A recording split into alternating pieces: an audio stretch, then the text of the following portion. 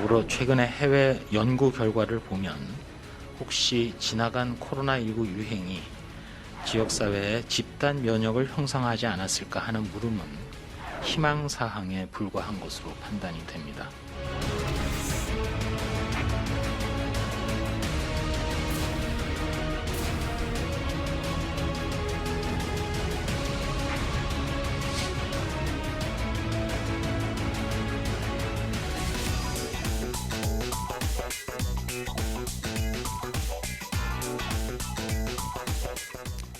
네, 얼마 전 9살 어린이를 가방에 가둬서 숨지게 한 의붓 어머니에 대해 검찰이 살인 혐의를 적용해서 구속 기소했습니다.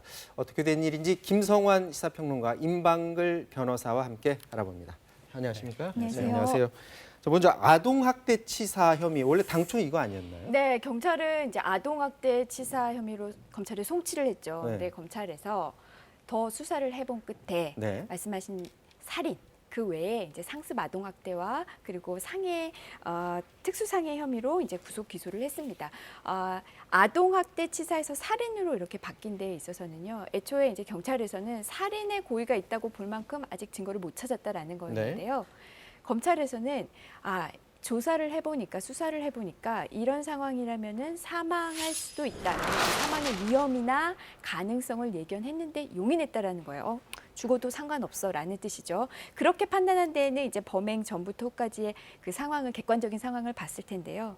우선 제가 참 말씀드리기도 너무 괴롭지만 그 상황을 잠깐 설명을 드리면.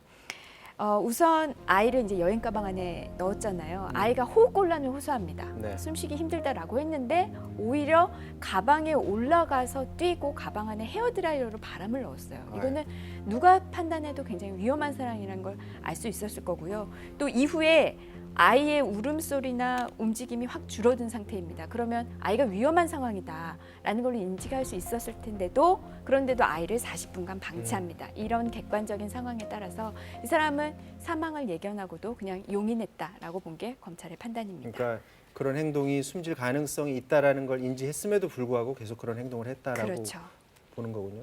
아버지도 그런데 같이 조사를 한다면서요? 예, 아버지는 지금 그냥 이 학대 부분에 대해서만 네. 지금 불구속 상태에서 검찰 조사를 받고 있는 것으로 나와서 아직 자세한 건 나오지 않습니다. 근데 아버지가 조사 결과 학대에 평소 가담했다라는 것으로 나왔기 때문에 네. 수사 결과는 좀 지켜봐야 될 것 같습니다. 같이 때렸다라는 부분, 이 부분에 대해서 조사를 하고 있다라는 소식이고요. 그런데 이 산속에서 새벽에 초등학교 학생들이, 어린이들이 나체인 상태로 발견이 됐다, 이런 소식이 또 들어왔어요. 예, 열흘 전이었습니다. 네. 오전 1시 40분이니까요. 아주 한밤중이라고 볼 수 있겠죠. 그러니까 그 시간에 아이들이 서울 개화산 있는 데에서 산에서 내려오고 있다. 그리고 네. 옷을 입지 않은 상태로 발바닥에는 산에서 그냥 맨발로 내려오다 보니까 피가 막 나고 다쳤- 있는 네. 그런 상황이었다. 이렇게 신고가 들어왔다고 합니다. 근데 경찰이 가서 보니까 거의 아이들이 산에서 다 내려와서 도로에 있는 아이들을 발견을 했어요. 네. 그래서 이제 데리고 간 상황인데 알고 봤더니 그 산 중턱에다가 아이들을 내려놓은 당사자가 40대 어머니였어요. 어머니가 차에다 9살, 8살짜리 아이를 태워서 데리고 가서 산 중턱에다가 내려놓고 네. 그리고 와버린 거예요. 그냥 네. 옷도 입지 않은 상태로. 그렇게 해서 어머니가 내려놨다고 얘기를 하고 있는데 할머니하고 아이들이 같이 생활을 하고 있는데 할머니 말을 잘 안 듣는다는 이유로 아이를 훈육시키겠다고 하는 그런 생각에 할머니하고 아이들이 같이 생활을 해요? 네, 같이 생활을 하고 어머니는? 있는데 어머니는 같이 생활을 안 하는 모양이에요. 할머니가 아이들을 돌보고 있는데 아이들이 할머니 말을 잘 듣지 않는다는 이유로 산 중턱에 데리고 가서 일종의 이제 훈육시키겠다고 하는 생각에 아이들을 옷을 다 벗긴 상태로 산에서 그 한밤중에 내려오도록 했다는 겁니다. 네, 이게 보니까 어머니도 같이 산다고 하네요. 어머니도 같이 사는데 훈육 차원에서 했다라는 얘기인데 훈육으로 이게 도대체 설명이 되는 상황이 아니지 않나요, 이게? 훈육이라고 하는 게 어디까지 개념을 우리가 얘기해야 될지 참 답답한데요. 아이를 가르친다고 하는 이유로 아이들한테 이런 식으로 가르치는 게 이게 정당화될 것이냐 이런 부분에 대해서는 아마 모든 부모들이 다 아실 수 있을 거라고 생각합니다. 보건복지부가 아동학대 현황보고서라고 하는 걸 내거든요. 네. 거길 보면 아동학대를 하는 가해자, 부모들은 아이를 양육하는 방법을 제대로 알지 못한다 이런 게 나와 있고요. 특히나 부모들한테 물어보면 학대하는 부모들한테 물어보면 나도 어렸을 때 그렇게 했다. 그렇게 당했다 이렇게 얘기를 하고 있다고 합니다. 그러니까 나도 그렇게 교육을 받았으니까 나도 아이들한테 그렇게 해도 괜찮다 이런 인식을 하고 있다는 것이죠. 이게 훈육하고 학대 그 기준에 대해서 사실 잘 모르고 어디 뭐 학교 다닐 때 거기에 대해서 배워보지도 못한 사람들이 이건 자기가 봤을 때는 이건 훈육이다라고 생각해서 그렇게 지금 했다라는 그런 주장인데 이게 아동학대가 이런 상황이 한두 번이 아닙니다. 관련해서 저희가 영상 준비했는데 한번 보도록 하겠습니다. 네, 지난해 새해 첫날입니다. 4살 여자아이가 친모에 의해서 숨지는 사건이 있었습니다. 침대 아래 반드시 누워 있었던 상태고요. 침대를 생수를 하지 말라는 의사 지시가 있었어요. 그러니까 명백한 사망이어갖고요. 내가 엄마한테 옷을 샀어요 하고 보니까 바지 옷을 샀대요. 그래서 그럼 나가 화장실에서 발 좀 사라 하고 소리를 좀 질렀대요. 7정도 쿵하는 소리가 나서 아차 애기 화장실에 있구나 가보니까 애기가 쓰러져 있고. 그런데 부검을 해봤더니 사망 전날 저녁에도 프라이팬으로 아이를 때린 것으로 이렇게 나타났습니다. 박피선상하고 그 혈종이 좀 심해요. 그쪽이 사망의 원인이 될 수 있대요. 직접적인 원인에 대해서는 후라이팬에 툭툭 쳤다고 하는데 좀 더 직접적인 보강수사해서 좀 더 확인을 더 해야 될 것 같아요. 조금 더 가까운 상황을 볼까요? 6개월 전에 대전에서 30대 남성이 4살 아들을 목 졸라 숨지게 한 일이 있었습니다. 아기가 숨을 쉬지 않는다라는 신고였고 그 신고를 받고 살인사건으로 예감을 하고 바로 우리 형사들이 출동을 했습니다.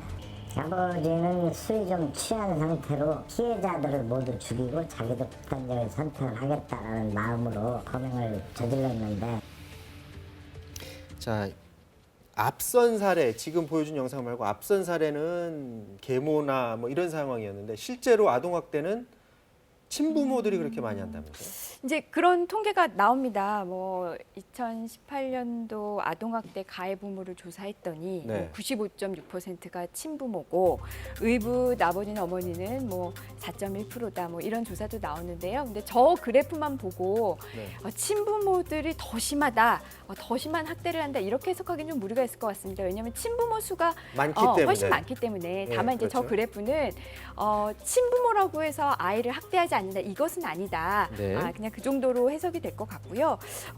우선 우리가 예전부터 우리 사회 인식이 예전 기준으로 했을 때 사랑의 매라는 말도 아까 좀 전에 하셨는데 사랑의 매, 뭐 훈육매, 네. 뭐 이러면서 아이는 좀 맞아야 된다, 낮은지 이렇게 어떤 체벌을 좀 정당화했고요. 그리고 그게 어떤 범위 내에 정당한 범위 내에 있으면은 이거를 위법하다고 보지도 않았습니다. 우리 법원에서도요. 그런데 이제 시대가 변했죠. 체벌은 절대 안 된다. 훈육에 체벌을 쓰지 않아도 아이들은 충분히 훈육할 수 있다. 아이도 온전한 인격체다. 이런 이제 인식이 바뀌면서 사실 징계권이라는 게 우리 민법에 규정이 되어 있거든요. 근데 지금 법무부에서 이번에 방침을 바뀌었죠. 이 민법에 있는 징계권 없애고 그리고 체벌을 아예 명문으로 금지한다.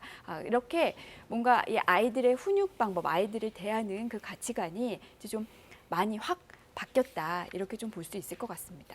자, 또 하나 그 사실이 실제로 학대를 당한 아이들은 다음에 또 학대를 당할 가능성도 굉장히 높다. 실제로 그렇게 당하고 있다라고 그러니까 들었거든요. 재학대율이라고 하는 게 있거든요. 아이들이 일단 먼저 학대를 당하고 난 다음에 다시 네. 또 학대를 당할 가능성, 그걸 재학대율이라고 표현하는데 네. 그게 한 10% 정도 나옵니다. 네. 그러니까 아이들 학대받는 아이들도 숫자로 따지면 2,000명 가량이 된다고 하는데요. 그러니까 학대받는 아동들을 사실 제대로 파악하고 있는가 이것도 좀 의문이고요. 첫째로는 그러니까 학대받는 아동을 제대로 찾아내지 못하고 있잖아요. 우리 사회가. 그러니까 그것도 안 되는 데에다가 학대받는 아이를 찾아내도 그 가운데서도 10%가 재학대를 당하는 아이들이다. 그걸 찾아내서 문제점이 드러났음에도 불구하고 다시 가정으로 돌려보내면 똑같은 일이 또 네, 일어나고 맞습니다. 있다. 그게 제일 이제 핵심이 되는 얘기인데요. 네. 그러니까 우리 사회가 아동 보호에 굉장히 취약하다. 네. 그리고 이 학대받는 아동들을 제대로 보호하고 있지 못하다라고 하는 거를 상징적으로 보여주는 숫자가 아닐까 생각합니다. 이게 특히 이제 부모님들 같은 경우는 이제 학대는 모르겠고 훈육이 필요하다라고 생각하는 부모들은 되게 많아요. 그런데 이제 학대와 훈육 이 경계가 굉장히 사실은 모호한 부분이 있기는 하긴 하지만 이 아동학대 문제를 이제 해결은 해야 되겠는데 이 방법을 우리 사회가 찾아야 되는 게 굉장히 어려운 문제 아닙니까? 근데 부모가 되긴 쉬워도 부모답기는 어렵다 이런 네. 말을 하는데요. 이게 앞서 이제 우리 옛날에는 이랬다 이렇게 표현하셨는데 옛날에 조선시대 때에도요. 아이를 매를 댈 때도 회초리를 딱 미리 마련해 놓고 그리고 아이의 회초리를 때리는 그런 방식, 종아리를 때리는 방식이었던 거지 지금처럼 이렇게 학대하지는 않았어요. 사실은 우리가 좀 오해하고 있는 측면이 있는 것 같다 생각되고요. 그러니까 부모가 아이를 낳을 수는 있겠지만 그렇다고 해서 아이를 잘 돌보는 것은 아니다. 이제 이런 거라는 거죠. 그러니까 부모가 될 수 있는 방법들 그것에 대한 교육도 제대로 해야 할 필요가 있다.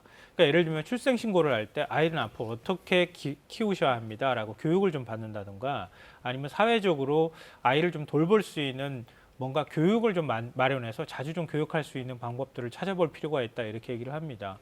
근데 우리 그러잖아요. 노인 한 분이 그 마을의 모든 지혜를 가진 도서관 하나의 역할을 한다고 얘기하잖아요. 근데 아이 한 명 키울 때는 온 마을 사람들이 필요하다고 거꾸로 얘기하거든요. 그러니까 원래는 아이들은 과거에 학대하거나 이렇게 해도 동네 사람들이 다 돌봐주는 이런 형태였는데 지금 그럴 수가 없잖아요.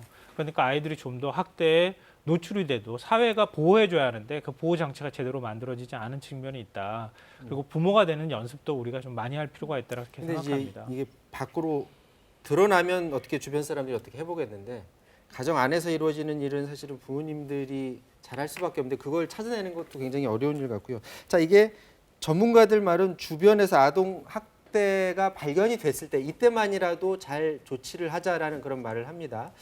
자, 인터뷰 내용 한번 들어보도록 하겠습니다.